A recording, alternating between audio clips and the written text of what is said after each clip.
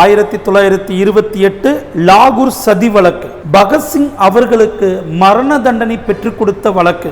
இந்த வழக்கிற்கான காரணம் என்ன? 1927ஆம் ஆண்டு புதிய அரசியலமைப்பிற்கு பரிந்துரை வழங்குவதற்கு சைமன் குழு இந்தியாவிற்கு அனுப்பப்படுகிறது. இந்த குழுவை எதிர்த்து இந்தியா முழுவதும் போராட்டங்கள் நடைபெறுகிறது. பஞ்சாபில் இப்போராட்டத்தை நடத்தியது பகத்சிங் தலைமையிலான ஹிந்துஸ்தான் சோசியலிச குடியரசு கட்சி. இந்த போராட்டத்தில் லாலா லஜபத் ராய் உரையாற்றுகிறார்.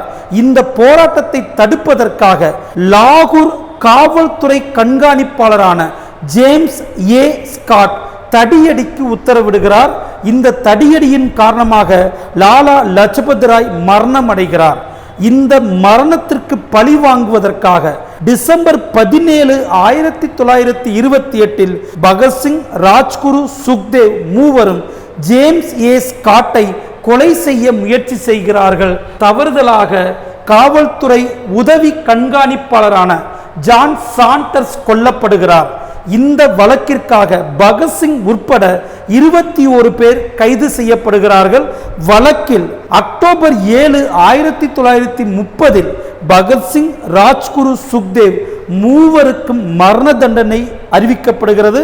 மார்ச் 23, 1930 மூவருக்கும் மரண தண்டனை நிறைவேற்றப்படுகிறது.